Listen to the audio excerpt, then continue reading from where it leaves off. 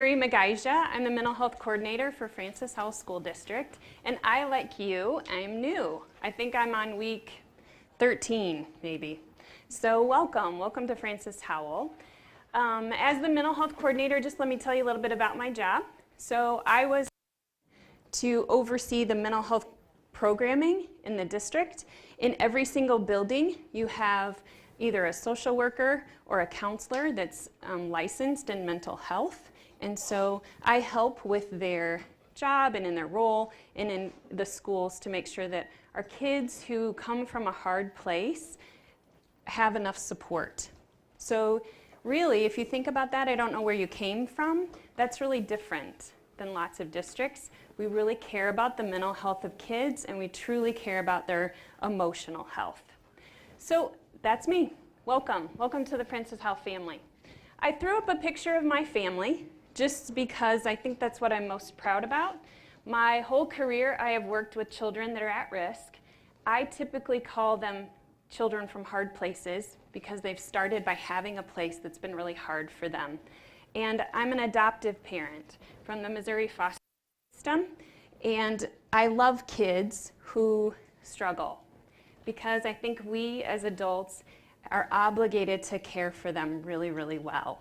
So I have a son, Sam, he is 11, and then Max, and then I have two biological kids, Luca and Simone. So they're kind of layered like a cake. They were biological adopted, and I love them deeply and care about them unbelievably. So they're tough though.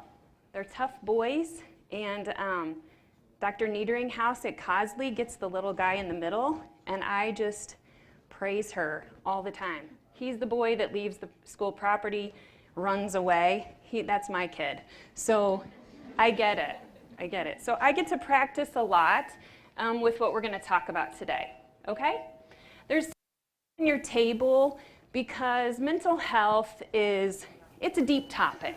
It doesn't make you feel like super amazing. So there's things on your table to help you with that. Peppermint is alerting. Chocolate might just make you feel more comfortable. There's Play-Doh. There's gum because you get proprioception in your jaw, helps you to concentrate. So there's stuff on your table. Welcome to it. It's yours. Take it home with you. All right? So today we're going to talk about meeting the emotional needs of kids. Here's what we're going to do. We're going to explore the what and the why of adversity. So kids that come from a hard place, they experience a lot of adversity. We're going to talk about what that means. We're also going to help you provide supports so you know what to do when kids really struggle in your classrooms. We're going to practice how and when, what that looks like. That's not role playing, so you can just take a deep breath and exhale. That'll be just out of a video. And I just ask you to please just be curious. Be curious about the things that you're going to learn about. I recognize that you went to school to be a teacher. You didn't go to school to be a therapist or a social worker. But if you could just kind of lean into my discipline a little bit and learn from me, I will help you learn then too, and we can do it together. Ask lots of questions and challenge your assumptions about kids and about new ideas. And at your table, share your ideas. It's a safe place this morning. We're going to do quite a bit of this. Think, pair, share. I looked that up. Remember, I'm a social worker, so that was like a fascinating idea to me from Common Core, but I guess that you all know what that is already, right? So today we're going to think about the information that's presented. We're going to pair together. So maybe you've done that over the course of a couple of days, and then we're just going to share together. So right now, you'll have 2 minutes to just tell the person across from you maybe your name. Maybe y'all have already met each other, right? You're on day 4? Awesome. So we could skip to just what's one thing that you like about your pair. So today you're going to need just the one pair. So can you kind of figure that out in about 2 minutes and tell somebody what you like about them? Go.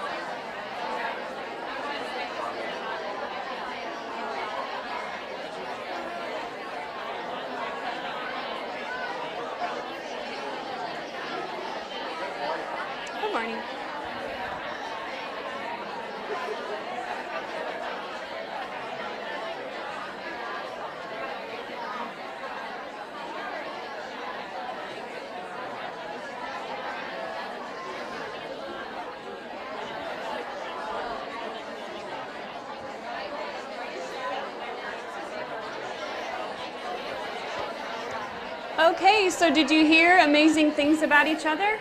Did somebody tell you something awesome about you? Hopefully they told you that you look really great today, you smell wonderful, they're so happy that you're here.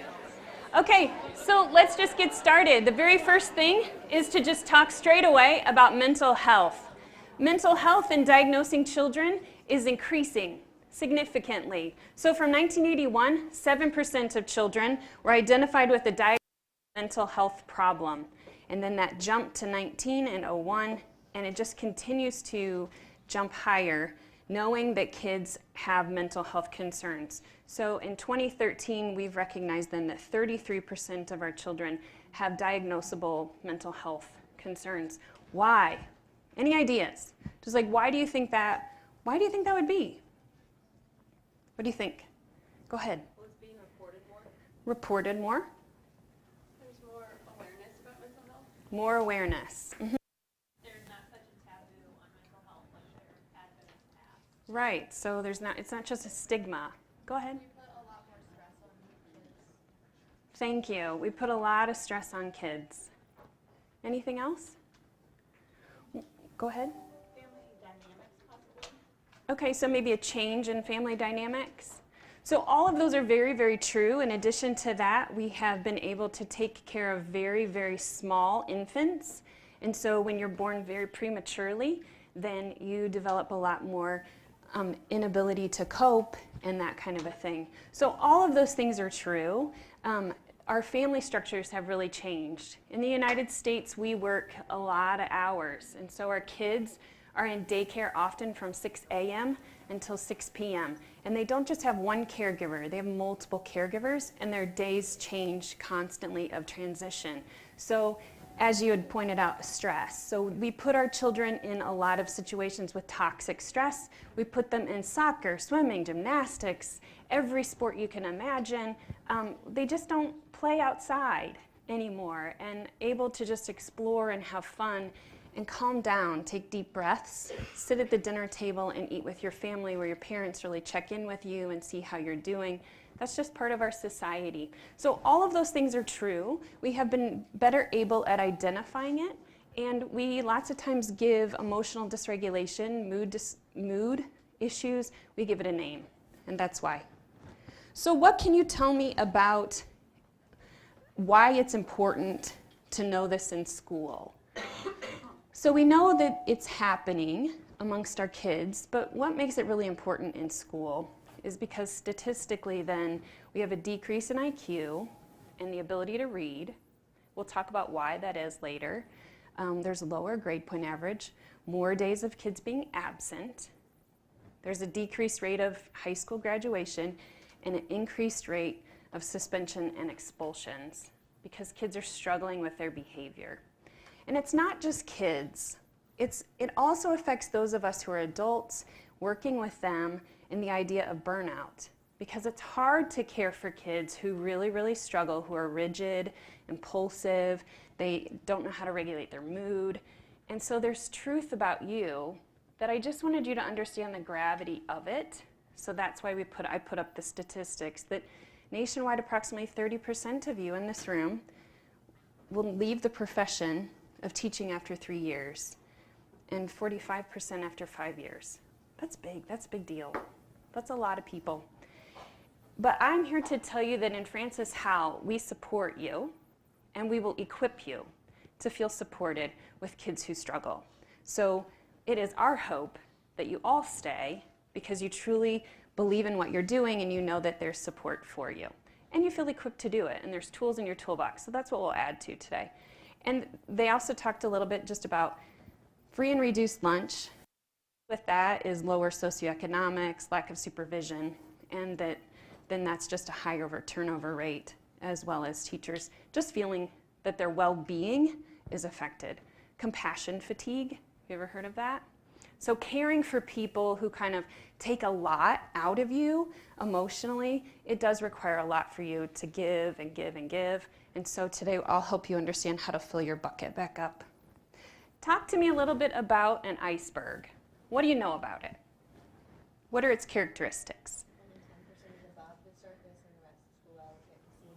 Awesome. So 10% is above the surface, 90% is below, and you can't see what's below. What else? What did an iceberg take down? Yeah, the Titanic, big ship. Lots of men made that to withstand staying above the surface. And is it hot, cold? It's cold. Is it nice, fuzzy? It's freezing cold. And it can really make a huge, huge impact, right? So our kids are like this. Our kids are coming to school, and we often see the 10% of the iceberg, but then underneath, we have kids who are coming to school sad, very, very angry, worried. Some kids are coming to school that are just happy, right? They are. They're happy. They're full of joy. There's other kids that are coming to school and they're hungry. There's kids that we're going to talk about today who come to school and in their life they are not seen and they are not heard. Their voice is not important and the people who care for them really are not available to them. So that's what we're going to talk about. We're going to talk about what's under the surface of behavior. We look a lot at behavior, but with mental health, you have to look even under that layer. So that's truly where we're going to focus today, is under what kids are. Not what they present, but who they are as people. We are like icebergs a lot of the times too. We come to school, we come to work, and we look amazing and we look happy, but I just yelled at my kids, I just spilled coffee all over myself, and nobody really knows that about me, that I'm anxious and I'm worried, or I wasn't really prepared, but I'm gonna just fake it till I make it, kind of a thing. So we're all like this in some capacity, but our kids are significant. They have a big percentage that's under the water that we don't see. So interchangeably, I'm gonna talk about trauma, toxic stress, adversity. You're just going to hear those words a lot of the time, but this is really what we're talking about. Trauma occurs when overwhelming. You just have to hear the gravity of it. Overwhelming, uncontrollable experiences psychologically impact a child. And it creates feelings of hopelessness, helplessness, feelings of out of control, loss of safety. Can you just sit with that for a second? Like, are there times in your life that you have really felt that way? And there are kids who have felt that way not just one time, but they feel that way on a daily basis, over and over and over, helpless, vulnerable, completely raw. And it might not just be something that they experience, it might be something that they perceive. So it really didn't happen, but they perceive it to be. Like when your veterans come back and they might hear a car backfire, and they just perceive danger immediately. Our kids are the same way. They perceive that you will not meet their needs because people have not met theirs. So it can be something that's ongoing, it can also be just acute, and it happened just one time. I want you to better understand that trauma or adversity, it's not like I say, oh, you have trauma and you don't. You have behaviors, you don't have adversity. It's not like that. Trauma is on a continuum, so it can be a big T or a small t kind of traumas. The ones up there are big. They're big T's. Difficult pregnancy. What can you think of? What would be a difficult pregnancy? Go ahead. Preterm labor at 3 months. Definitely. What else? Drug addiction in utero. Yeah. That's a lot of what we see in kids, are parents who use substances, even if they're illegal or legal. That's a difficult pregnancy because a child's being developed, all of their organs, their brain is being developed in utero, and all those substances become part of their physiology. A difficult birth, so maybe a cord wraps around their neck, they had a brain bleed, they didn't get oxygen to their brain, possibly had a seizure. Early hospitalizations. So those are the kids who have to stay in the hospital for a while due to cardiac issues or they're withdrawing from substances. So my sons fall in that category, that they did stay in the hospital for many, many weeks, and they were given as very small infants. My one son was barely 5 pounds, and he was on morphine for 10 days. That's who he is. That made who he is. That created part of his brain. But you have to understand then, you take that little boy and he grows up, and there are ramifications from that then we all get to deal with. And it's not a matter of him being bad or good, it's just who he is. So the big T, huge T, is abuse. Abuse and neglect. And really, if you only think of these two things from abuse and neglect, abuse really tells kids, I don't like you, I don't care for you, therefore I hurt you. It's a big deal. What fires together in your brain gets wired together. So if you're hurt consistently over and over and over again, you're wired together in your brain, I am not liked and I am not loved. That's abuse. And neglect is that I don't see you, I don't care for you, therefore I don't help you, I don't take care of you. That's a hardwired message within them. If you were to ask yourself what's worse for your body, your physiology, do you think that it would be abuse or do you think that it would be neglect? Let's just if you say abuse, raise your hand. Wow, you guys are a smart crew. Did you take a social work mental health class? It's neglect. All the rest of you guys are just abstaining from voting. All right, so it's neglect. Why? Why is it neglect? Oh, gotcha. Okay, it's neglect because neglect doesn't stop. Abuse, your body can take it, it's gonna stop. It has a start and a stop.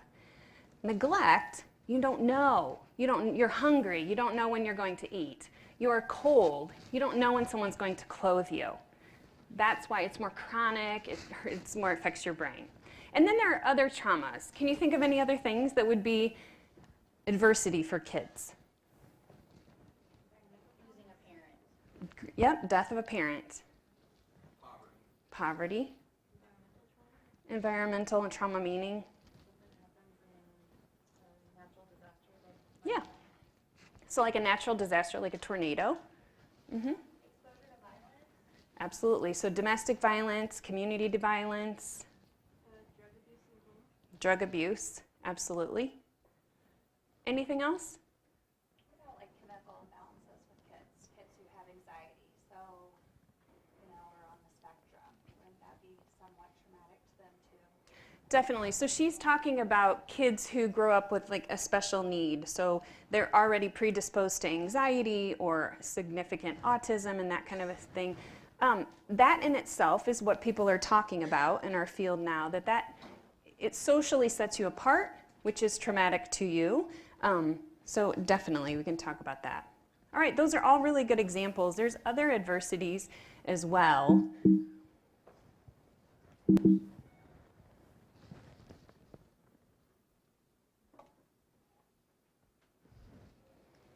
There we go. So there's lists of them. And remember that there's big T's and small t's, so it is traumatic for some, and for some it isn't. You can get over it, it's okay. It depends on your support systems too, within your caregivers. If you have a home that's gonna help you build resilience and be there for you, then you can overcome quite a bit of this adversity. But it just looks really, really different all over the globe. So who's heard of ACEs, adverse childhood experiences? Okay, so I'm just gonna snippet it really, really quickly. So there were physicians in California, and they had patients who had obesity. And they began to talk to them and do sort of a social history and understand about their background.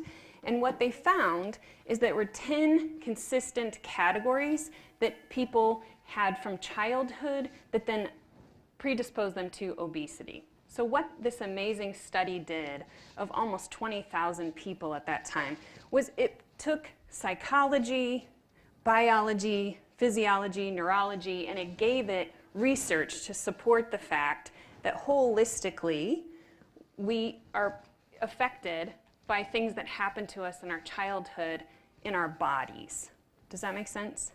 So the first category, I don't know if you can see it, but what it is it's 10 categories of abuse. Abuse and household environment and then neglect. And these are your adverse childhood experiences. So you could have experienced physical abuse, mental illness, suicide, violence of a mother, abandonment. So it's the first category. And then if you have an ACE score, each one of these is a score, then it puts you into the next category. And that next category basically tells you then that you will have risk behaviors. And those behaviors can be neurobiological, so neurological within your body, and they could be depression, anxiety, impaired memory, and then that leads into at-risk behaviors. And those behaviors we see all of the time. So like severe obesity, running away, sexual promiscuity, eating disorders, dissociation. This is really, really fascinating and really important to what you're understanding though today. Because in education, we often look at this second category and we skip over the first. Yes? Okay, so give me a second. This is what I'm going to tell you.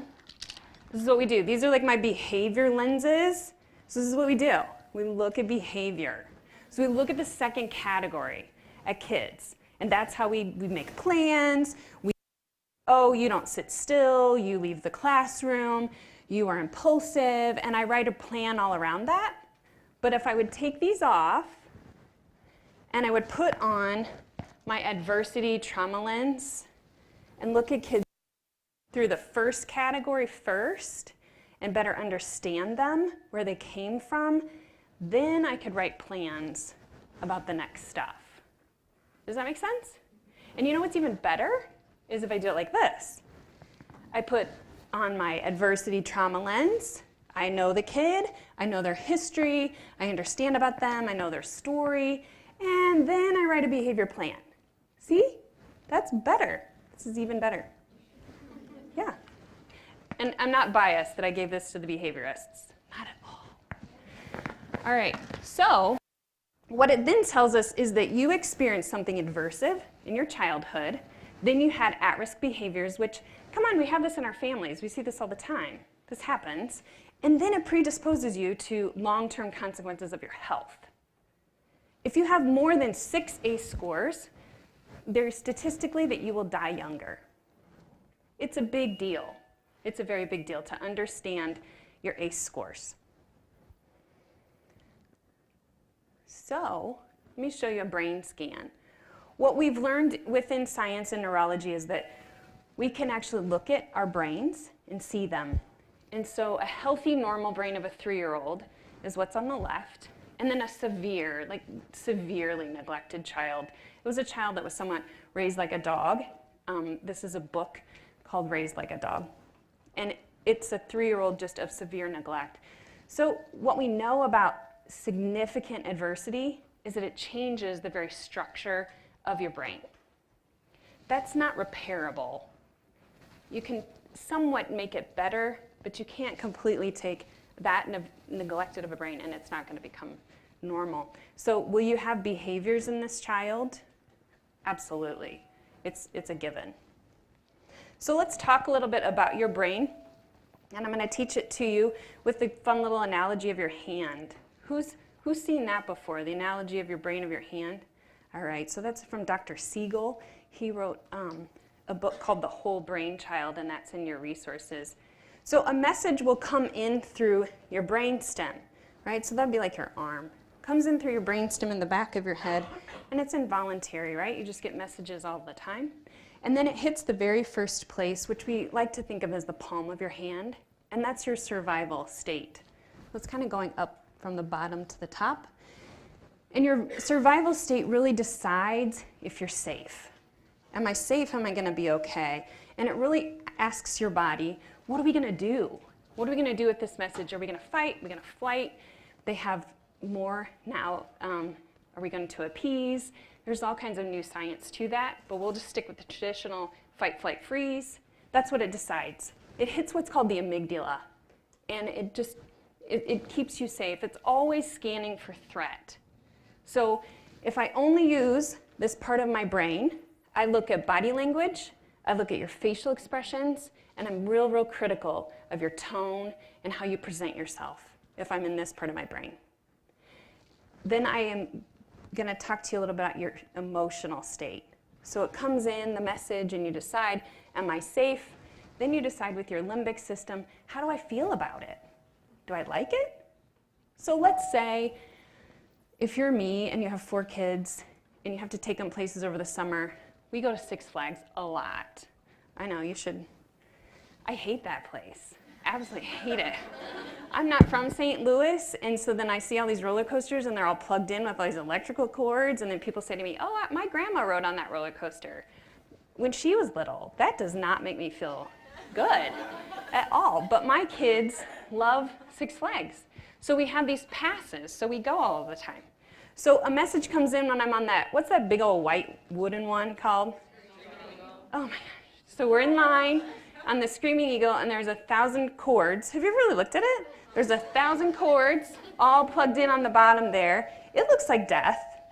And we're plugged in, and we're standing there in line, and I see all of it, and I think to myself, I'm going to die. I'm going to die, and I'm going to fall off that thing, and these things are always on the news. They get stuck, and then you got to get out, and you got to walk down. It just happened. I just saw it on the news, the Ninja. I haven't read that. So I decide, how do I feel about it? Well, I feel like I'm going to die. That's how I feel about it. So I don't get into my thinking brain, which is up here. I kind of just get stuck, like right back there, and I don't like it. But I do like the log flume. So I say to myself, it's okay. I like this ride. So I can put my emotions away, and I can just calm down. That's my emotional state, is my thumb. So I can tuck it in. So I'm all right, I like it. This is a good stress. Until my kids ask me to ride the next crazy ride or that nasty river thing that makes me stink. Okay, as I digress. So we have a message that comes into our emotional state, or our survival state, then our emotional state, and then we cap it over with our executive state. That's the front of your head. That's where you think. That's where you have logic. That's where you actually decide, make decisions. How do I feel about it? What am I going to do about it? It requires a lot of oxygen and blood to get from back here all the way to the front. This is an important aspect of kids with emotional delay because they live here. They live in their survival state. If you were truly to take a brain scan of even my boys, this part of their brain, their survival brain, a little bit of their emotional part, would actually be bigger, literally, in size than the front of their brain. And why do you think that would be? They use it more. Yeah, so neurons that fire together wire together, so they have lots of activity in the back of their head and not in the front.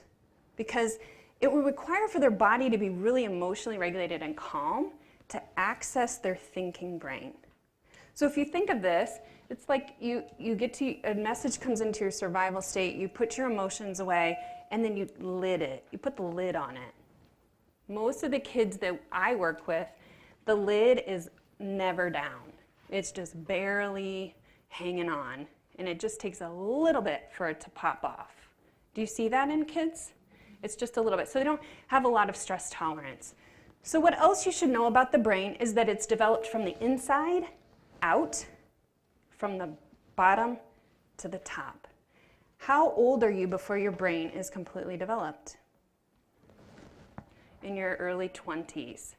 Yeah, so we require a lot out of our kids who don't even have a fully developed brain. And then we could talk all day about the brain really, but there's a lot about information to talk to you about the right and the left. The right part of your brain is your feelings brain. It's your big picture. You see the forest and not the trees. The left side of your brain is about logic and reality. It likes numbers. And there's something called a corpus callosum, and it's a barrier, blood barrier, between the right and the left. And it requires just a ton of oxygen and blood to get from the right and to the left. So do you think that I could be accessing my brain if I look like this and I'm doing this? Do you think that's going to happen? How is it going to, is it sound more like this? My heart rate is down. My body is calm. That's when my brain is working from the bottom to the top, from the left to the right. So if you think of like a boat, you want the boat to swim all around, back, forth, right, left. That is a child who can has emotional intelligence, and they can utilize all of their brain. Even as adults, we struggle with that. So we're gonna watch just a little video. This is by Dr. Karen Purvis. You might not know her. She's out of the Texas Child Institute in Texas. And a lot of her information is gonna be presented to you through a parenting lens. So I just ask you to think of it instead. When she says parent, just flip in the word teacher. It all really, really applies. So we're just gonna watch it. It's a short video.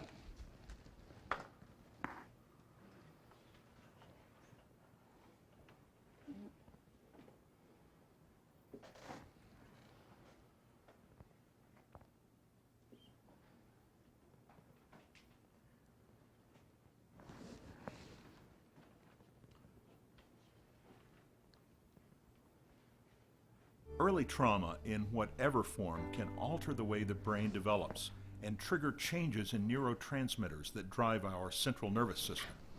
Neurotransmitters are chemical messengers that tell our hearts to beat, our lungs to breathe, and our limbs to move. They also play a vital role in our moods, memory, even our ability to cope with stress. In children from hard places, key neurotransmitter systems can be altered in potentially harmful ways, causing behavior to spiral out of control. When you finish work. And cripple a child's ability to learn and grow. We know that if dopamine is too high or too low, we don't get good learning. I'm not tired. We don't get good memory. We don't get clear thinking. Help me, honey. That's too hard. It is hard. Don't say. Too high or too low. We get aggression, violence, acting out, thinking disorders, mood disorders, schizophrenic-like behaviors, autistic-like behaviors. They have neurochemically their fingers in an electric socket. A child who has changes in his brain and his brain chemistry from early trauma won't just automatically heal. They need insightful, precise, skillful parenting. May I have a hug? Oh, I love you. They need to be parented more like a toddler or even an infant in terms of how we are kind of on them all the time or with them all the time. Research has shown that children from hard places can be developmentally less than half their chronological age. So a child who's 8 may act more like a 3 or 4-year-old. A 6-year-old may act more like a 2.5 or 3-year-old. One of the greatest gifts that I would give a parent if I had the capacity was the compassion that comes with deep insight. If I look at my child's behavior compassionately, I still have to deal with it, but I can deal with it properly because I realize where that behavior was coming from. I have never seen a child that couldn't come to dramatic levels of healing, but we have to know how to guide them.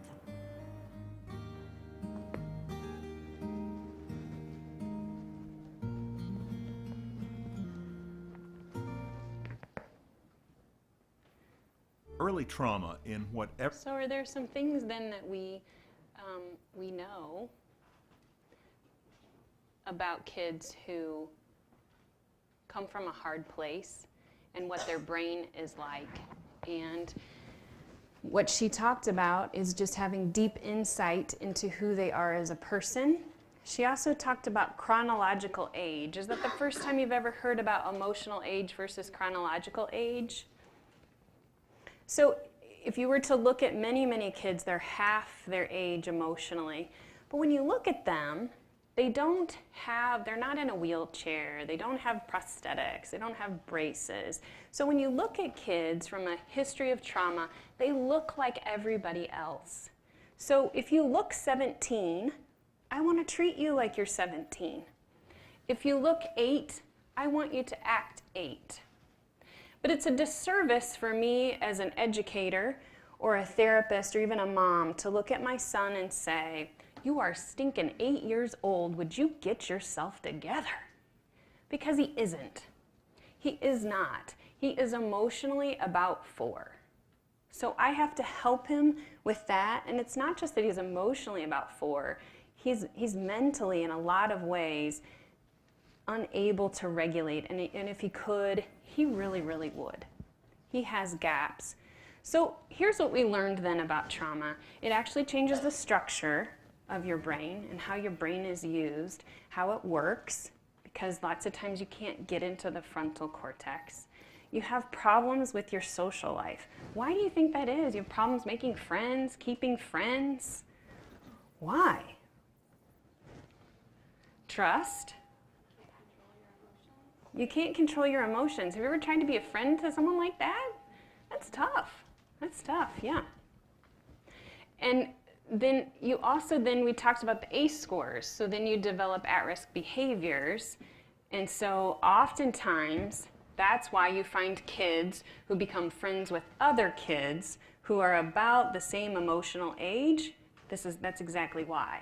Because somewhere inside there, they get each other. They're just like magnets. They always find one another. We already talked about how people with significant trauma, they do die younger, which is a big deal. But the reason that I put on there that there's 5 major brain development stages and those different ages is because are you teaching an age who is 8, 12, or going to be 16? So you're going to see a brain spurt for them. So you have huge opportunity to dig into kids' lives and really help them, because those are big times that their brain is going to fire together, wire together new learning. No pressure. All right, so we've talked quite a bit of just about the brain. So if you would, remember how we had that pair? We have just a few questions to ask. What was new for you? It looks like you guys know a lot already about the brain. But what do you wonder and what do you question? So we're going to take just 4 minutes and just talk with your pair about that. Ready? Go.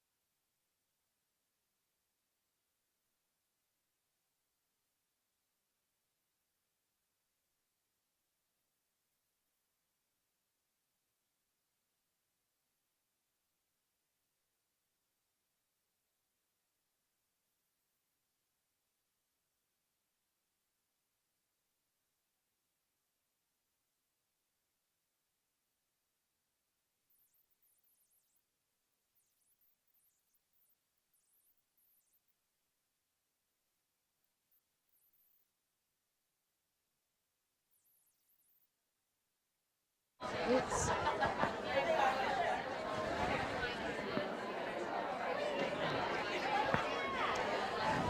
Okay, so did you guys hear some new stuff? Were there people that were questioning? I had a buzzer, it didn't work. What, this? Oh, that's funny. You guys are so smart. All right, hello. I had a buzzer, I couldn't figure out how to make it work. All right, so did you hear lots of questions, or what were some of the things that you heard? Maybe from your pair or from your table. What were some of the things you heard? Go ahead. We kind of talked about if there's anything that teachers can do to help get them to the point where they can really tap on, that they're ready to learn and feel safe. Did you come up with some, or you questioned that? Oh, good. Okay. Well, today you will leave with some. Okay. Go ahead.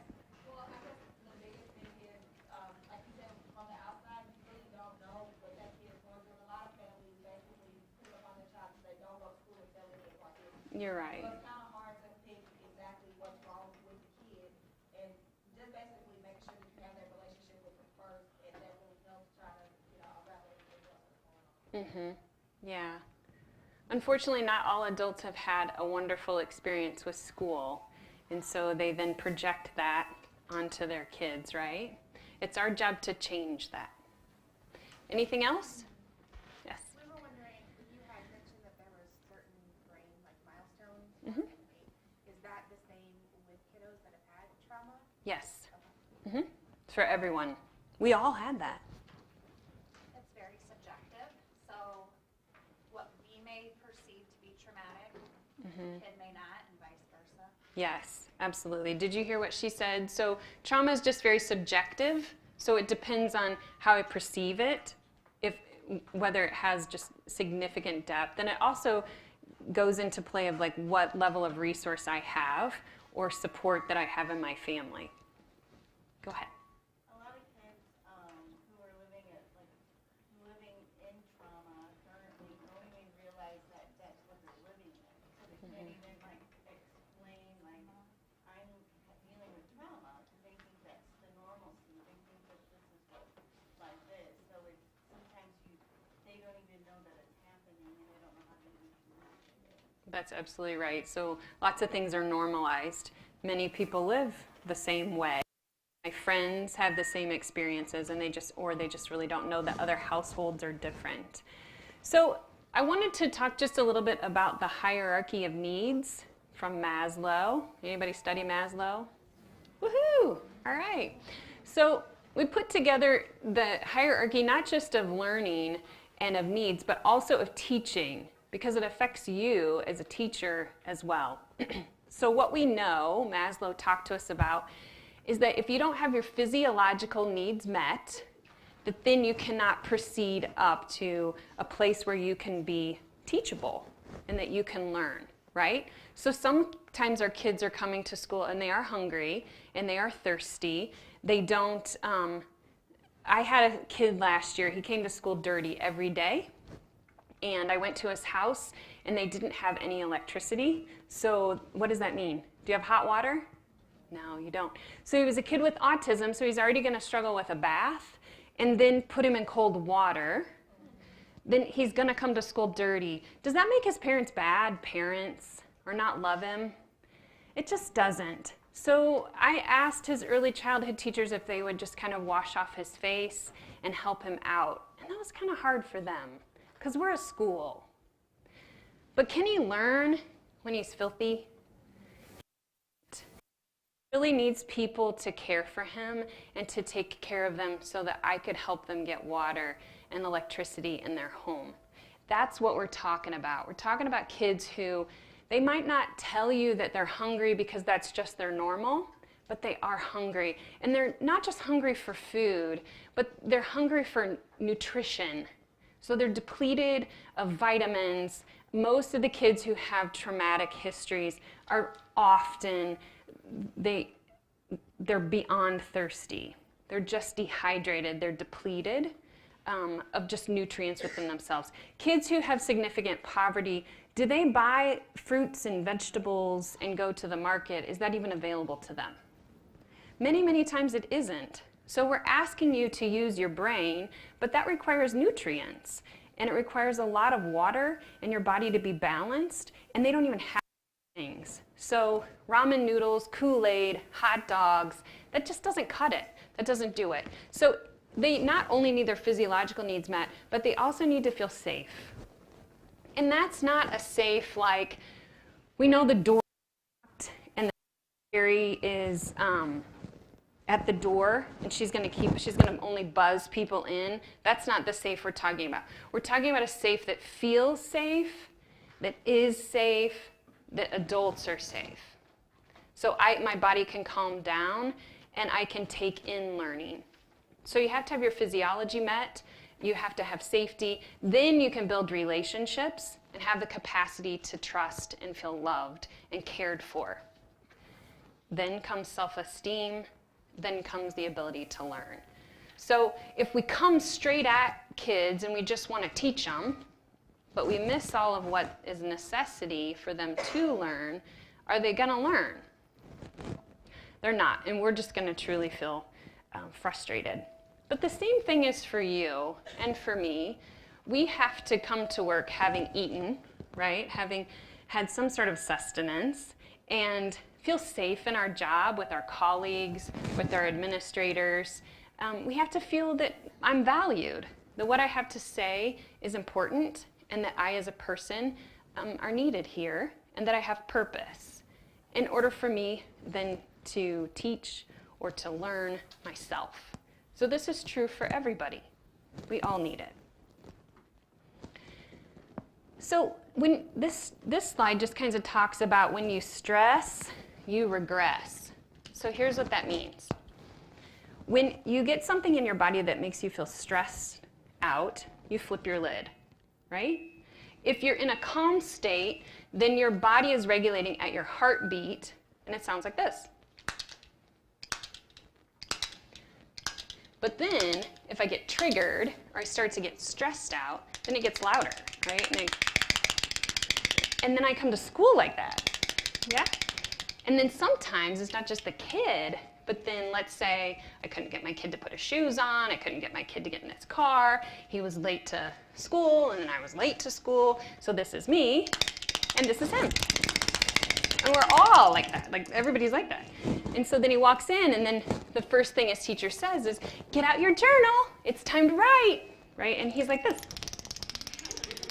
He can't do it because he regressed. So his lid is flipped, he cannot access the frontal cortex so that he can think and he can function because everybody's just clacking. And sometimes our whole schools are clacking because we got lots of kids with traumatic histories. We don't know what to do with them, and so we're just all like SWAT, get the kid, he's in the hall, just all of that. So we're all clacking like this. So I just wanted you to remember that if you're doing this, you can't think, and neither can kids. They can't. So they have to get to where their body will calm, breathe, be attentive, attuned, mindful of where you are, so that you can start to think and access your frontal lobe. So just think stress, regress. So when you stress, then you have kind of a two-track system. Kids do. They become overwhelmed with an event. So we then see kids who become really vulnerable and they seek control. So they act out. So they scream, they cuss, you become in this power play with them. And one thing I can promise you is a kid with severe trauma, if you get in a power struggle with them, their stamina, they will outlast you, for sure. So it's not a good thing to get in a power struggle with a kid with severe adversity. Because you know what? Their survival skill is what's kept them alive. So they are honed in and they've got that mastered. So they can either become aggressive or they can become powerless and shut down. And then those kids just look really withdrawn. They look quiet. Oftentimes we call them lazy. We tell you, our colleagues, we talk about how they're just not motivated. It's the same thing, it's just trauma playing out in two different ways. We're all different people. Some of us are fighters, some of us are flighters. We're just different. But they're all under the umbrella of adversity and trauma. And so you just have to look at them differently. Here's another way to look at that. If it comes, there it is. So like we talked about with your heartbeat, if you're emotionally regulated, you're calm. And you can get into your frontal cortex and you can problem solve and you can think logically because you're not overwhelmed. But those aggressive kids, the kids that fight, that scream, we call that hyper-aroused. And they're the kids who can't sit still, are really, really impulsive. They take a lot of risks. Hyper-aroused kids. Have you taught those before? Those kids, those are the kids that flip chairs. Those are the kids that get just really, really angry. But then you have the dysregulated kids too that are hypo-aroused. And those are the kids that just put the hoodie on, put their head down. They kind of just slump and barely walk around. It's the same thing though. I just want you to understand it's the same kid. They're just doing their trauma in a different way. The kids that are worrisome though are the kids that just stop fighting altogether. Those are the kids that just say, I'm done. I've done that. I've been hyper-aroused. I've fought, and I've lost resilience, and I'm done, and I'm shutting down. And in education, in many places, in parenting, and just in the world, we focus a lot on the hyper. It's the squeaky wheel that gets the oil, right? But really, we should be really concerned about the hypo-aroused kids. They're the kids that would be victimized, bullied, because they just don't have it within them anymore to fight back. So here's a strategy for you. It's to really look for triggers. And what we know about kids that are going to have a clacker and their lid's going to pop off, there's not a lot that's going to make that to where it's going to flip. So triggers are a big thing that if you can identify them, you will easily help them keep their lid on and help their body stay regulated. One of the biggest ones are transitions. And most of my last 15 years, I went into classrooms, and sometimes I would say to a teacher, how many transitions do you think that you do a day? And she'd be like, well, like 5. And I counted 12. Big difference, big difference. There's a transition from sitting on a carpet to a desk. There's a transition from one class, all the other kids walking around to the next class. That's a really big transition for them emotionally to keep their clacker regulated. So transitions are huge, and you have to think about them as just, they're the small things. They're the small transitions, not just the big ones. There are ones where you have to set the expectations. And then understand within kids that are triggered because they don't feel competent. They have gaps, so they feel stupid. I don't know how to do the material. I don't know what to do. So then they shut down or they become aggressive, verbally. Or sometimes their families can't help them with their assignments, or they take things home, they're overwhelmed. Just assignments in itself, do this page of math, that's a trigger. I can't. Do 3. How many do you think you can do? Those are triggers for them. I know this is going to sound kind of crazy, but your tone is very triggering. Very, very triggering. And it doesn't even have to have any sarcasm in it or pitchy.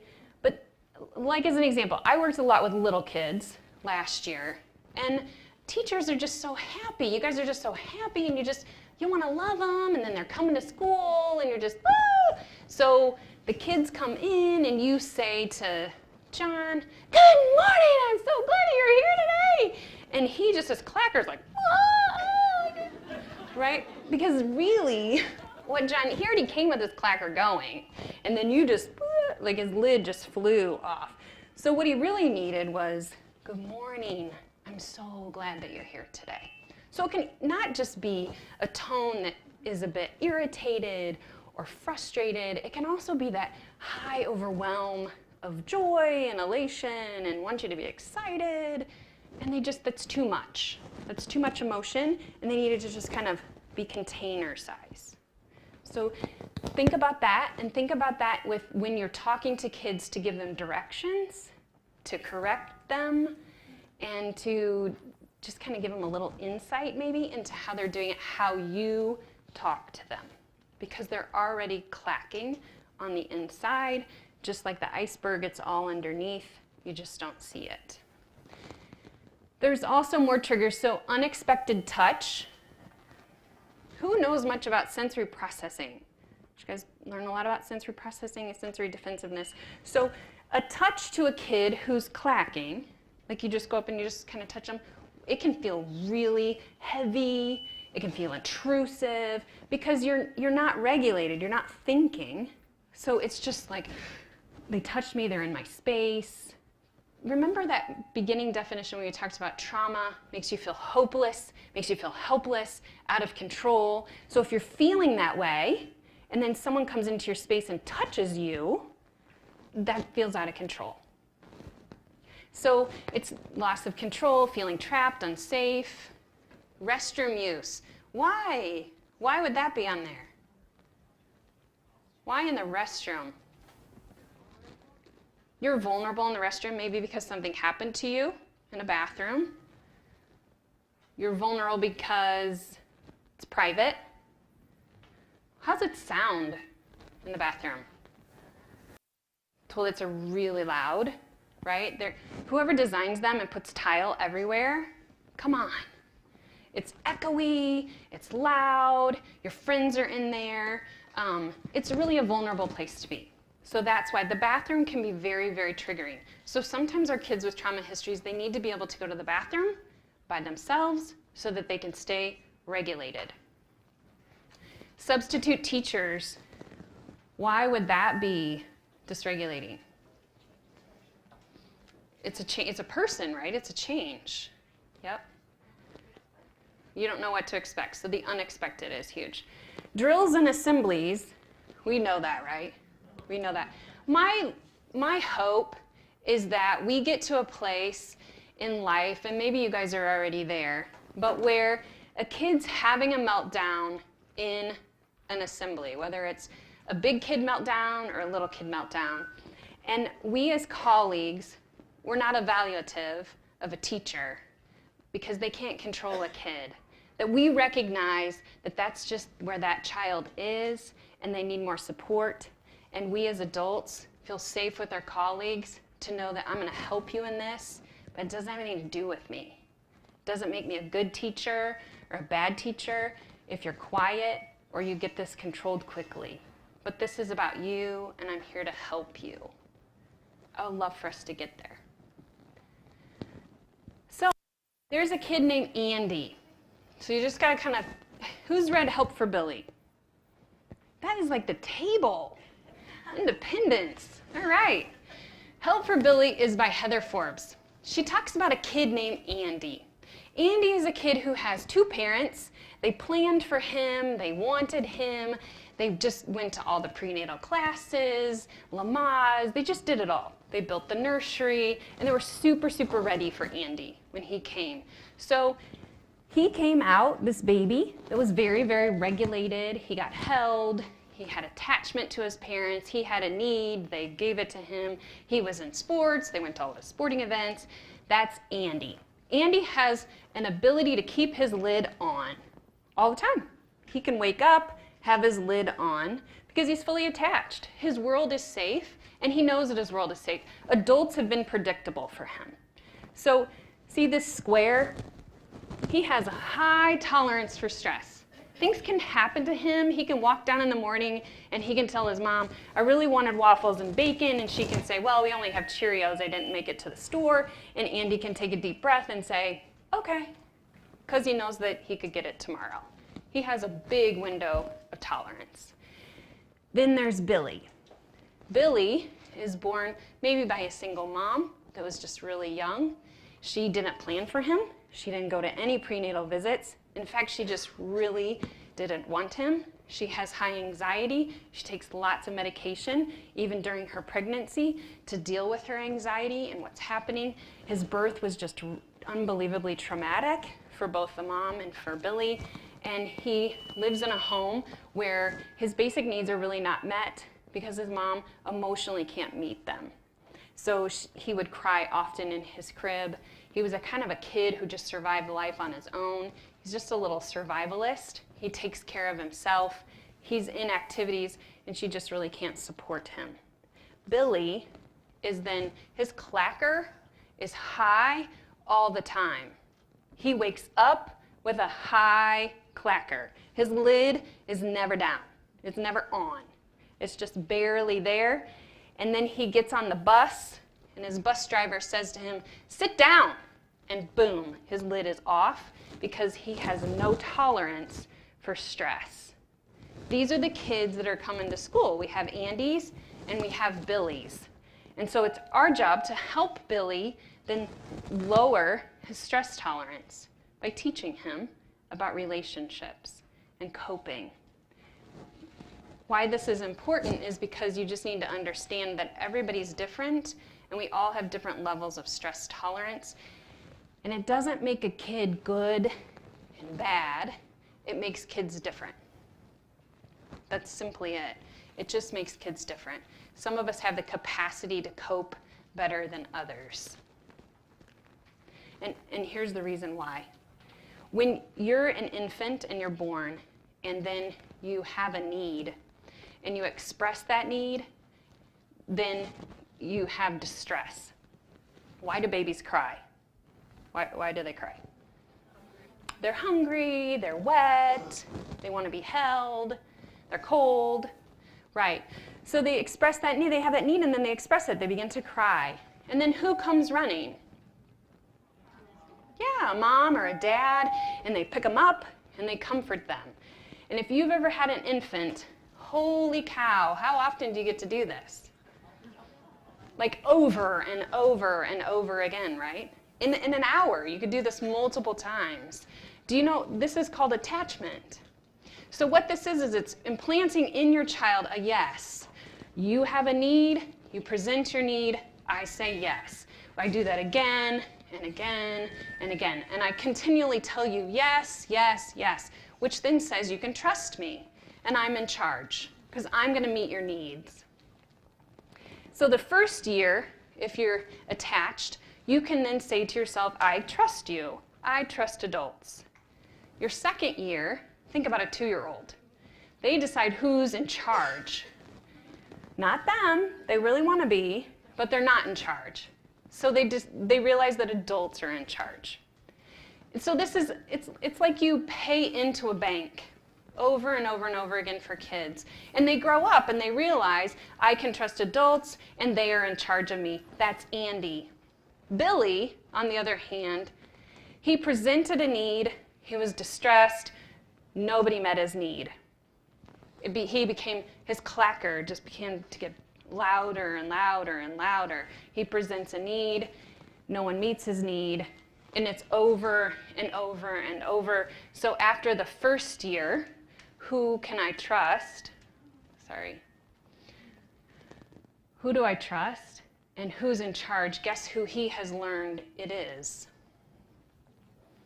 Himself. Right. Me. I trust me, and I am in charge. And even if a teacher or anyone in my life, a coach, looks at me and says, you can trust me, and I am in charge, what does he say?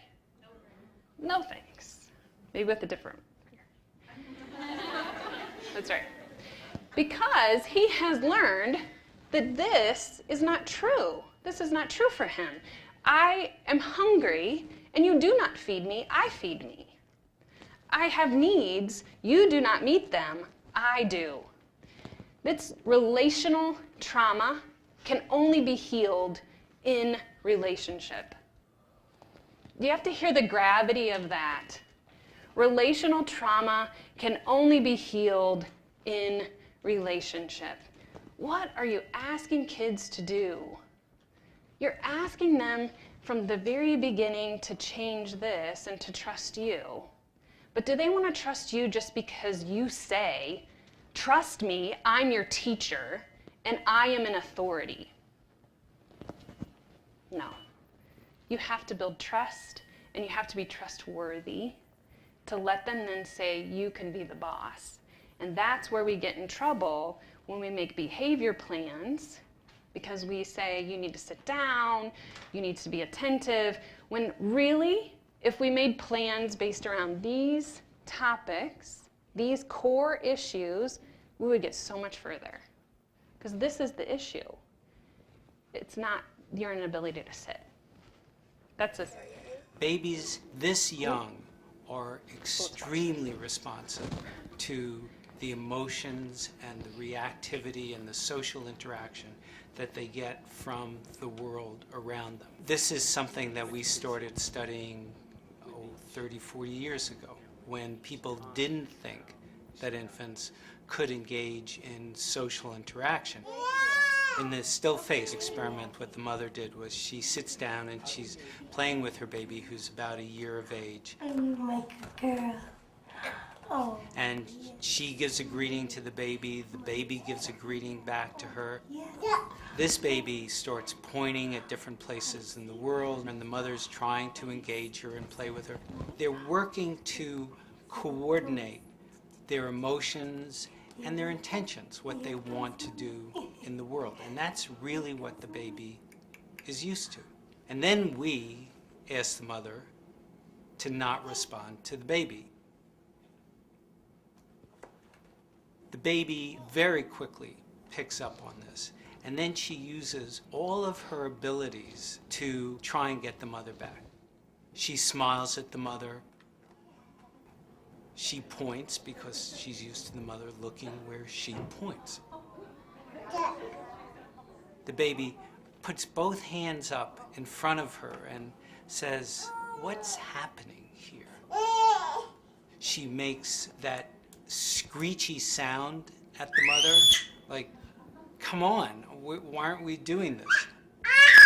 Even in this 2 minutes, when they don't get the normal reaction, they react with negative emotions, they turn away, they feel the stress of it, they actually may lose control of their posture because of the stress that they're experiencing. Okay. I'm here. And what do you do? Oh, yes. Oh, good. It's a little like the good, the bad, and the ugly. The good is that normal stuff that goes on, that we all do with our kids. The bad is when something bad happens, but the infant can overcome it. After all, when you stop the still face, the mother and the baby start to play again. The ugly is when you don't give the child any chance to get back to the good. There's no reparation, and they're stuck in that really ugly situation. So why do you think we watched that? What was the point?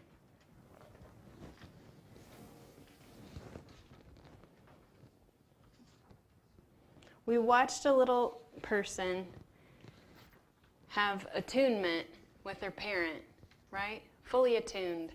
Their mom played with her, saw her, heard her, met all of her needs, and she was regulated and emotionally fulfilled. And her mom turned away for seconds, and the air kind of left the room for a while. That's what happens to our kids, though. Those are our students. They just grew up, and their mom didn't click back in. People didn't click back into their life. And so you saw a child then become very emotionally dysregulated, and their clacker began to go off, and nobody came back in. They weren't heard or seen many, many times.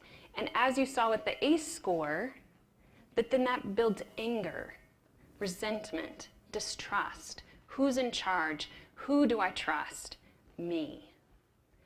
Those are the things that we're trying to figure out and learn from so that we can help our students. And that requires for us then to be in relationship. The mom was in an amazing relationship with her child when she brought them back in. So that then requires for us to know our student's story and to know their life and to be able to be invested in it. I want you to understand too that when the baby became just so distressed, when that becomes chronic and just continues to happen, then you develop delays. So when we talked about Billy and Andy was a kid whose mom, she didn't turn away. She was always present and always available and helped him. And so if he were 8 years old, do you see just how he is cognitively, his language development, physical development, emotional, social, academic. Academically, Andy is a little bit older than 8. He's like 8.7. And cognitively, he's about 8.2. Otherwise, he's developmentally, he's just average. He's an average kid. Billy, though, is the baby whose mother turned away and didn't click back in. And so he's cognitively, he's smart. He's smart. Lots of times teachers, when I say things to them, they'll look at me and they'll say, well, he's not stupid. No. Many of our kids are absolutely not stupid. There's nothing about them that is. In fact, they would survive many things. They are very, very smart. But then look at their language skill. So Billy's language is at about age 5. Why? Why do you think that is? Hasn't been talked to, maybe so. Where do you learn language? Frontal cortex. Were you going to say that? A+. So that's right. So you develop language in your frontal cortex. And if you're not online using your frontal cortex, you have language delay. Both of my boys are language delayed. It's pretty consistent with kids who've experienced traumatic events. Physically, he's about 9. Have you ever seen kids who've experienced amazing trauma and adversity, and they could scale a wall? They can ride a bike when they're like 3. I mean, they just have huge gross motor. And part of that too is because they're just so impulsive, have so much adrenaline and cortisol, epinephrine, they just keep going. So their bodies just have amazing muscle tone. They look ripped half the time. And so he's 9 physically, and then emotionally, he is, how old is Billy emotionally? He's almost 3. How old is he? 8. Right. So he's emotionally less than half of his age. But people will treat him like he's how old? 8, and they'll expect him to act like he's 8. But emotionally, he's really going to struggle with regulating and coping and being flexible in his feelings, how he deals with stuff. He's super rigid. Have you met these kinds of kids? Okay, and then socially, he's about 4.5. He's going to struggle with friendships because his friends are 8. They're Andys. The kids he's going to find to be his friends that understand him are more Billys. And then academically, he is going to be behind because all of it plays together. And then remember, we talked about just his hierarchy of learning. So he's struggling to learn because that would require for him to use his frontal cortex and all of his brain. So do you feel like this helps you put it into a better context, just holistically, of the students that we're talking about? So here it is in just a written form. So his executive skills, he has deficiencies in that. His deficiencies in language. He's delayed with his affect. So I'll have people say to me oftentimes, well, he was hitting someone and laughing. Right, because it doesn't all go together. It's not all working at the same time. That doesn't mean that he's going to go hurt animals in the next hour. That's not what it is. He's not a sociopath. It's that it's not working all together. So he has delays in affect. Sometimes their affect is just super flat because it's not all connected together. Its cognitive skill is inflexible. I think that's what we see most of the time, is that you just really struggle with kids that they won't let you be flexible and think with flexibility. They just are super rigid. It's black or it's white. And then they have social difficulties, obviously, with give and take. They seek a lot of attention because it's the baby. What did the baby do? Hey, I'm here. Look at me, hear me. So cognitive distortions and sensory defensiveness. So they're hypersensitive to sights, smells, sounds. If you could think to yourself, what is one smell that when I walk into someplace, it makes me hyper alert? My lid flips off. Do you have one? What's yours? Bath and Body Works. Is it just overwhelming? Yeah, I get instant migraine. Oh, okay. Anybody else? Peaches. What is it about a peach? It just is, yeah? All right. I think mine is Comet. Who remembers that dreadful stuff? I'm old. You guys don't know Comet? Oh, I was gonna say, oh my gosh, I'm not that old, come on. Okay, it's because my mom always made me use that junk in the tubs when I had to clean the tub. And then when I walk into school cafeterias and they kind of smell like that bleachy Comet, I'm just immediately like, ugh. You know why? Because you have a nerve that goes straight to your amygdala through your sense of smell. So it goes straight to fight flight. So in your classroom, how does it smell? Think about it. Does it smell like bleach? Has it just been cleaned? Just stuff like that. You have to be cognizant of it. Is it the lighting? Is it super bright? Is it really loud? Their seat when they sit in it? All of that's sensory. Okay, so we're going to do another one of these amazing things I found, think, pair, share. All right? 4 minutes of what did you hear, what did you learn, and this time I think you should stand to do it. Up, up, up. Here we go. Stand and have a chat.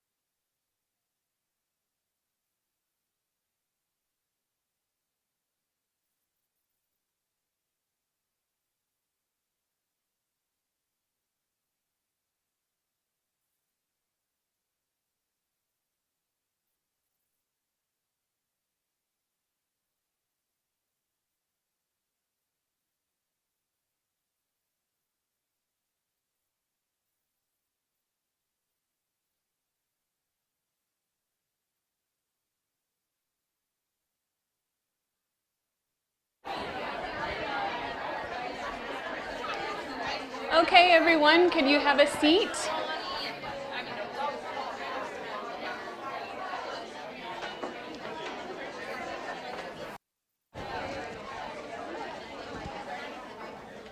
So what were some of the things that you heard? What did you hear some of your colleagues share?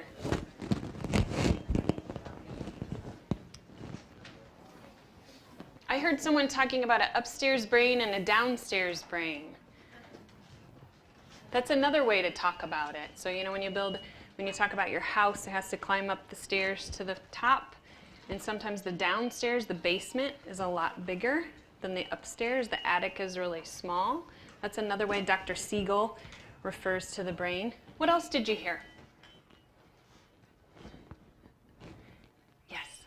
We talked about our willingness to do this, our agreement, we really see that this is true, and yet practically the realities are we feel like in one area we're supposed to be practicing cooperative learning and taking risks and doing all these creative things, and yet we may be setting a student up that really needs consistency, and I know exactly what I can expect from you every day, and then how do you, do these other things and address needs and not put all that upside down, and so just really wanting some practical tools for how to do everything we're supposed to well.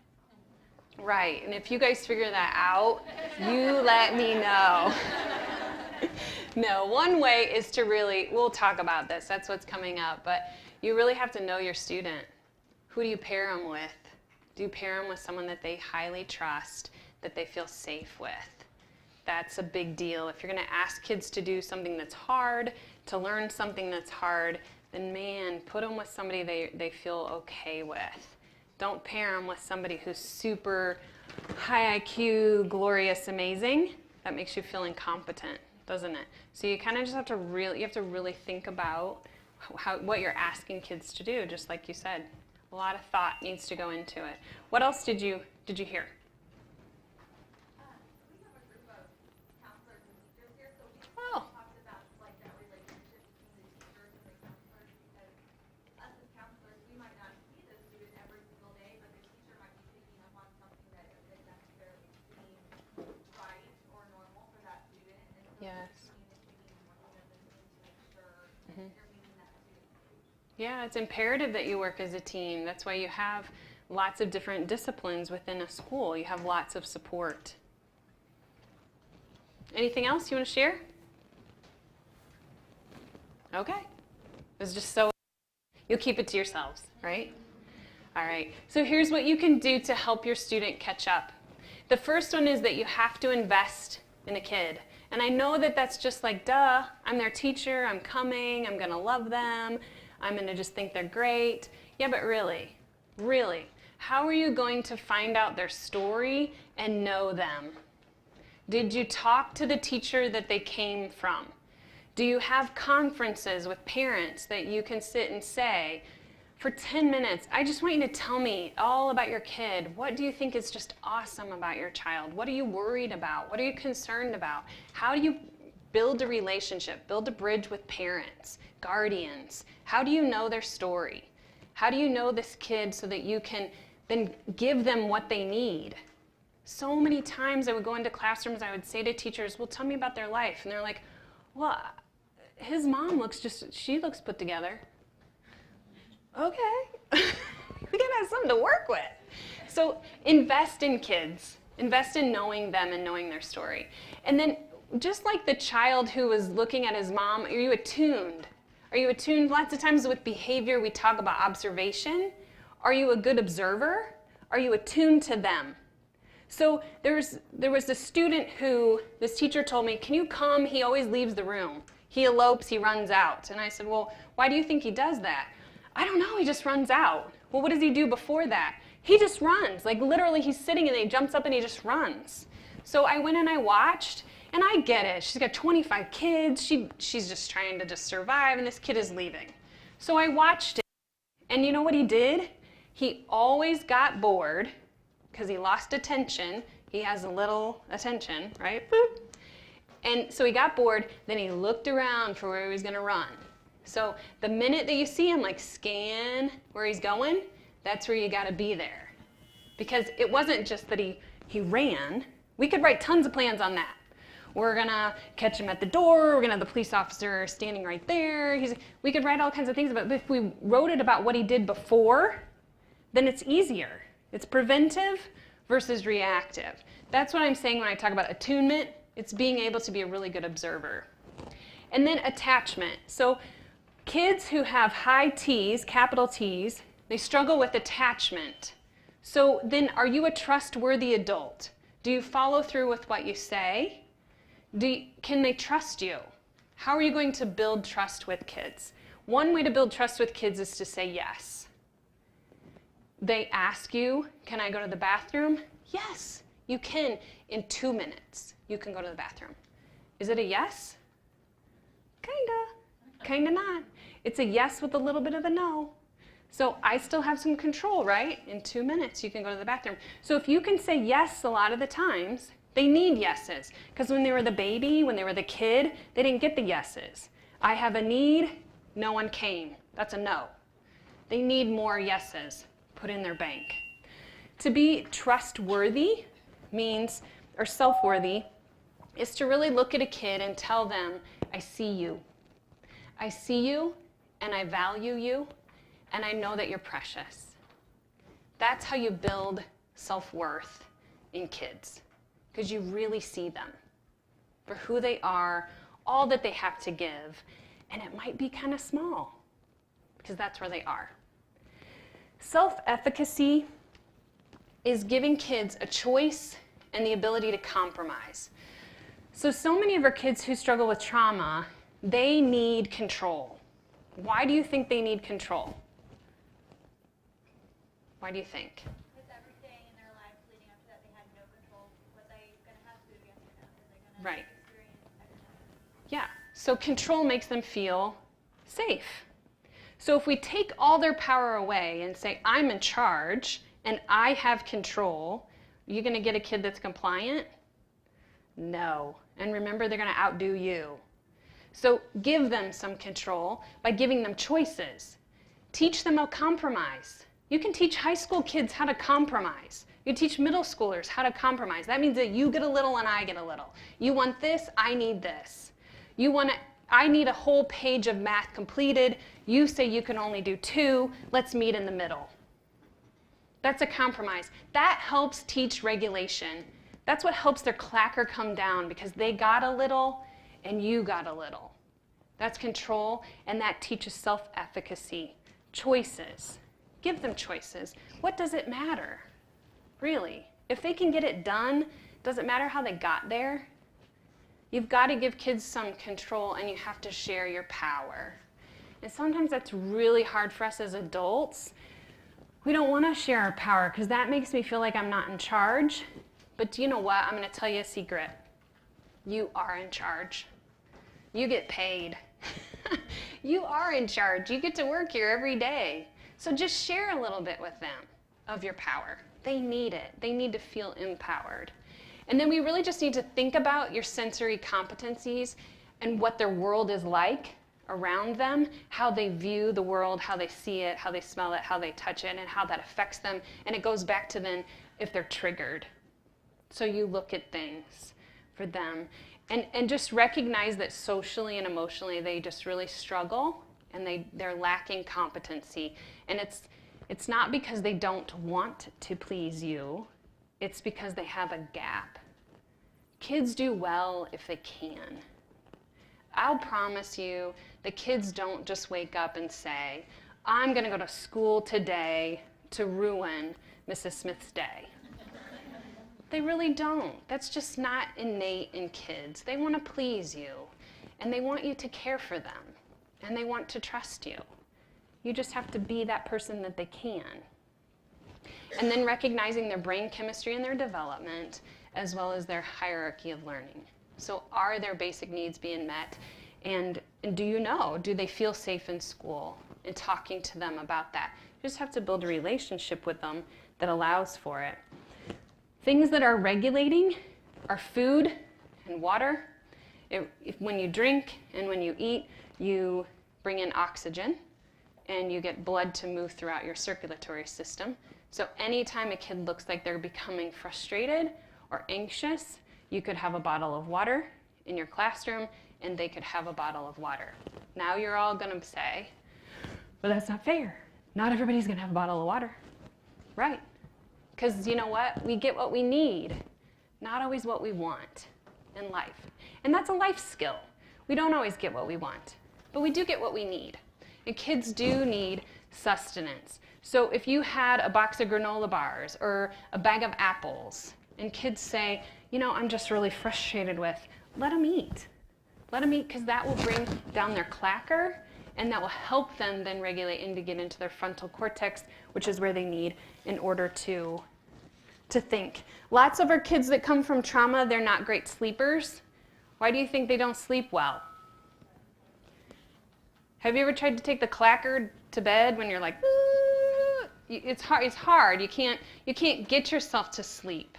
And so they have such high levels of dopamine and serotonin that are out of balance. Then they have adrenaline. Cortisol is a stress hormone. They live with it just so high. It's hard to bring it down to just sleep. So lots of times they're sleep deprived. So they're just really tired, just innately tired. Here's how, this is really, really critical though. You have to be able to help kids feel safe. And I know that just sounds just so silly, but kids are safe. Here's how you do it. You make their world really, really predictable. And I know that it just seems kind of ridiculous. You get off the bus, you come in, you eat breakfast, the bell rings, you go to class, you hang up your stuff, you go to your locker. That is predictable, right? It is, but not when you're dysregulated. You need someone to continually remind you that things are the same, it is expected, it is predictable, even the small stuff.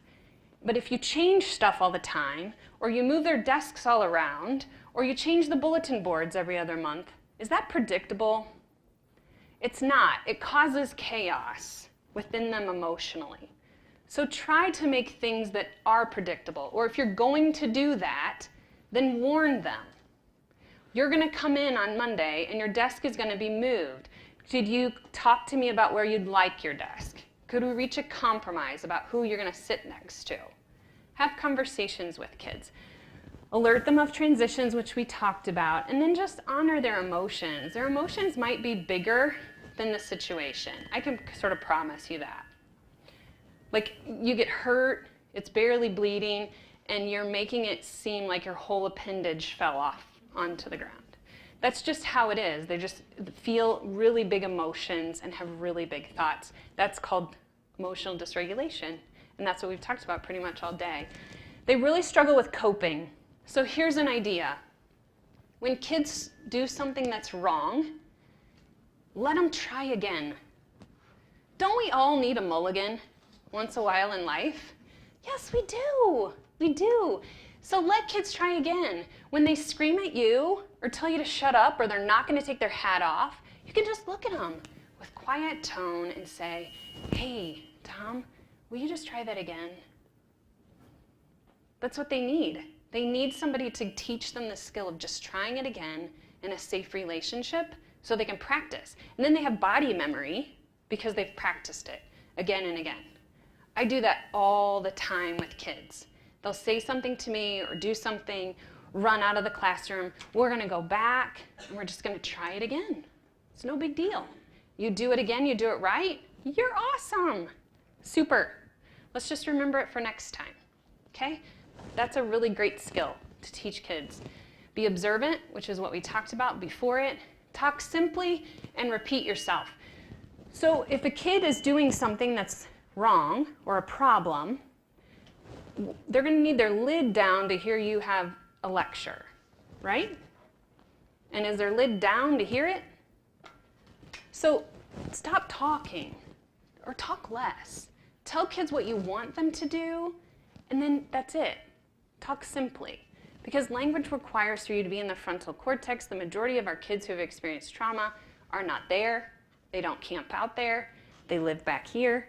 So your phrases, the things you say, need to be small. Model self-regulation. Just be a good model of it, right? Sarcasm requires for you to be in the frontal cortex. And I know that lots of our kids today are cynical and they like sarcasm and they like to joke, but it requires a lot of thought to think through the message, and that's hard for lots of our kids that experience trauma, and they don't really get it. And so if we could just be simple for them, then they would build better relationships that aren't so laden with other messages. Does that make sense? So simplify it. And then here's one thing that would be just my request of you as new staff, as the mental health coordinator. Our kids come with a story. They come with a bag of stuff in their life. Be a good keeper of their story. If you want me as a mom to tell you my kid's story, one of my kids, I'm his 5th mom. If you want me to tell you that stuff so that you can be a better teacher for him, then man, be a good keeper of his story. Don't talk about it in the teacher lounge. Figure out what that means and how you can have a better, deeper relationship with him. And then wherever he goes, have him take his story so that it's held well. There isn't evaluation or judgment. It just simply is that this is who this child is, and I keep their story well. And I need to know their story in order to be the best teacher for them that I can be. Be a good story keeper. What do you look like and sound like? That seems sort of simple and not a big deal, but you really do have to think about your tone, your cadence, how fast you talk, the rhythm of your voice, your proximity. We're going to watch it in videos, and you're going to see a couple of videos. Look at these things. Look at people's tone, their proximity to kids. When your clacker's going off or your lid is barely on, and I'm a teacher, and I say, get out your homework, you need to get it out. Do you think you hear that? But if I stand next to you, and I say, could you get your homework out, we're ready to go, what's more regulating? The proximity. It's the tone. It's how I talk to you in a kind of a low, flat, even tone. That's what our kids need. And they also need sometimes touch. You just have to be really careful about that. Touch is regulating. It just is. That's how we're hardwired. So sometimes kids don't really want to be touched, so you can just symbolically touch next to them, but not actually touch their skin. Just kind of, hey, how you doing? So they can get used to the idea of people being in their space. And then the other thing is, in order to increase serotonin, be playful, be funny, have a good time. Because play is really where you rewire a lot of your brain, is in play. Kids do want to play. That's their whole, that's what they love to do. They love to express themselves in being silly and fun and playful. And so if you find yourself being just extremely serious, practice being playful and having fun. Here's one thing just to remember before we watch just a couple of videos that'll explain this in just in detail, is that you have a building that's full of supports.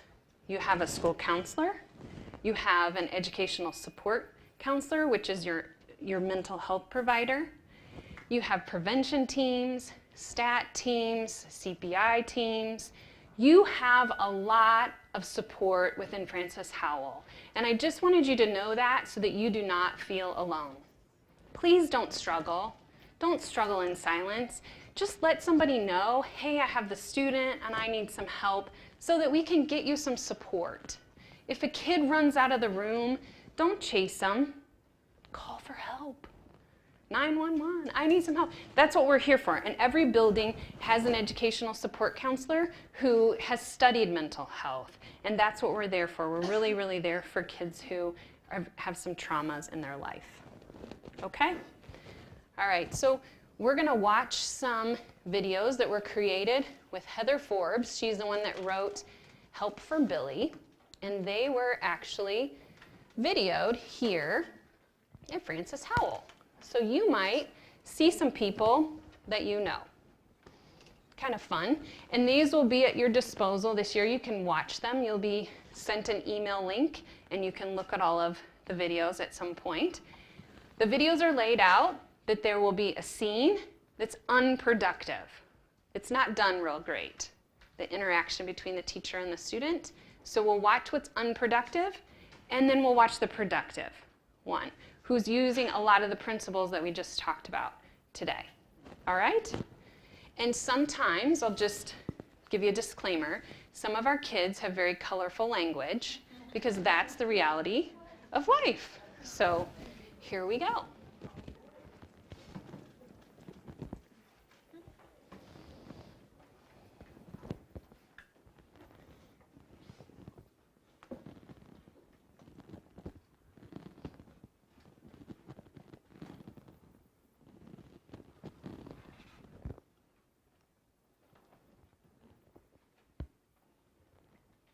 If we can get it to go.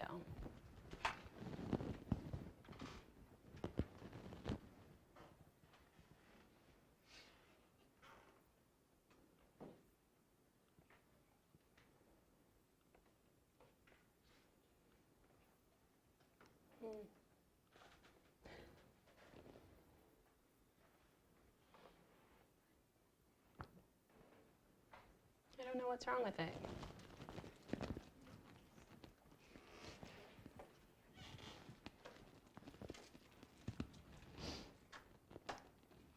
It's our fancy apple. Yeah.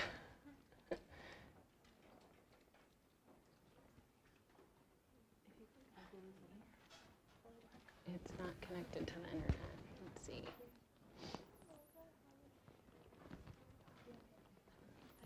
Let's try again.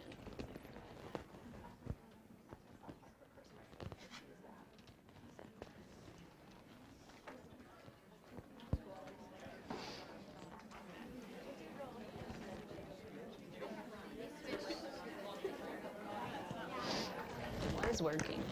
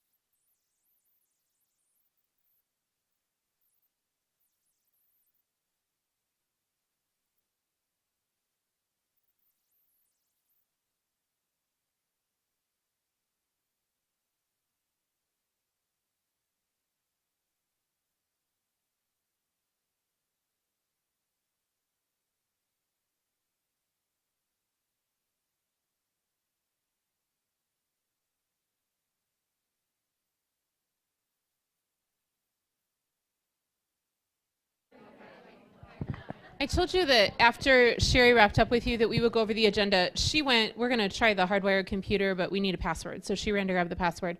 So we'll go ahead and review this now so that when she's finished, you can head off to spread joy and happiness across the district. So again, whenever we wrap up, you'll be free to go. If you're a special education teacher, you'll want to be back at 1 o'clock in this room, and you'll go through the IEP process, case managing, the TiNet system, all that. And you'll probably be here for the remainder of the day if you're a special educator. If you're not in special education, then you'll head back to your building where you'll just be until 3 o'clock today or whenever you wrap up. So tomorrow is the day that's a little bit wonky depending on what you teach.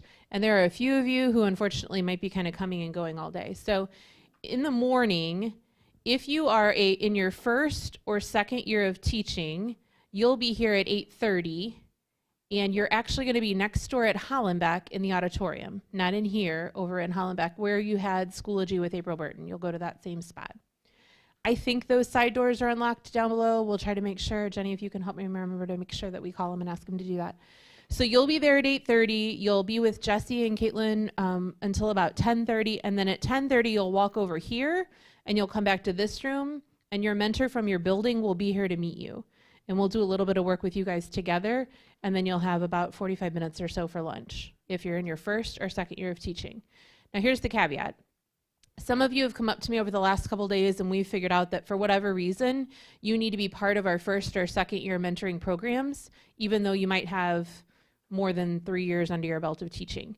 And so if you fall in that category, if you're a fifth year teacher, but you didn't have a formal mentoring program, so you're gonna roll into our first year program, you're welcome to come from 10:30 to 11 and meet your mentor and learn about what that program's gonna look like and what you can expect and the days you'll be out of your classroom. That's what we're gonna cover during that 10:30 to 11 block of time. So if you're going to fold into that program, it would probably be a good idea for you to swing by from 10:30 to 11.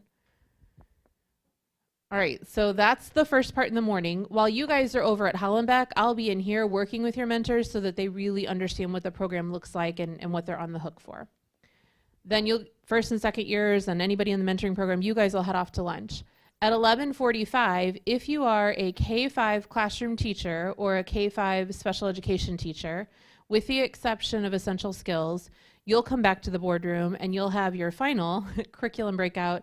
It'll be ELA Part 2. We'll have one of our district literacy coaches, Stephanie Brenner, who's phenomenal. She'll come in here and talk you through some of the day-to-day things that you'll need to know about.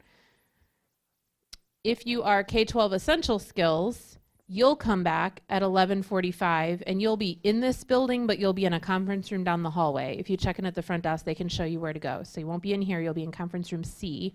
And you'll be with a couple of our SPED coordinators from 11:45 to 3 to talk more about what does essential skills programming look like in Francis Howell. If you don't fit in any of those programs, then you're in your classroom all day tomorrow. Does that make sense? Okay, so if you're unclear of where you are, or you think like, I think I'm in this group, but I'm not sure that really meets my needs, then just touch base with me before you head out for lunch. The tech poster is gone, and so remember, if you have tech issues from this point, Mastery Connect, you email April Burton. Anything else, Jason gave you the link, whatever day that was, Friday, on how to fill out a work order. So if you have any other issues, you should just be filling out a work order and someone will come to your classroom and help you. If you know that you're going to be in the boardroom or one of these conference rooms the rest of today, there's a spot on that work order where it says special directions. That would be the place to put, well, I'm normally in room 52 at Barnwell. However, I'm actually going to be in conference room C until about 3 o'clock today. That'll be important information for you to add on there. I'm just a little hint, any tech issue you have, you're going to want to get that taken care of in the next day or two. Once the teachers come back, the line will be way longer of folks that need help getting things hooked up. The other thing I would tell you to check is when you're in your classroom today, tomorrow, whenever, dock your computer and make sure that if you have a smartboard in your room, your smartboard works. Sometimes over the summer when they scrub, things don't get hooked up right. And there will be a long line of folks who need a tech to come down and help them with all that. So get ahead of the line and get that part taken care of. Benefits, we have 4 ladies in the office today. So before you leave, if you need to do anything with benefits, just check at the front desk and they can call somebody from benefits to pop up and meet you. Okay?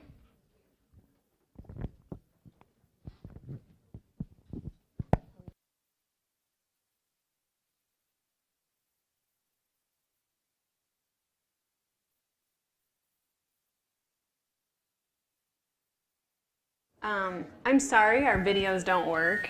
I think it's my week 13 computer that doesn't like me super.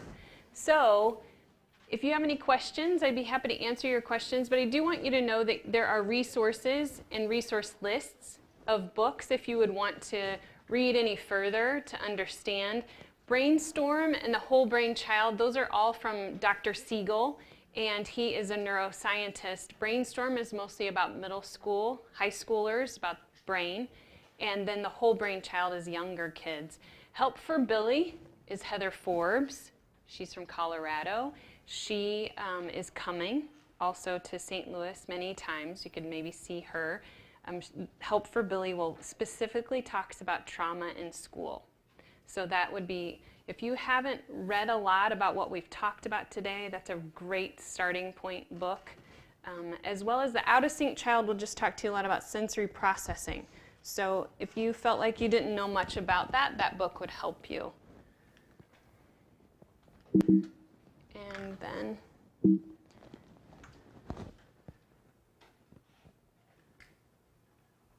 the next ones.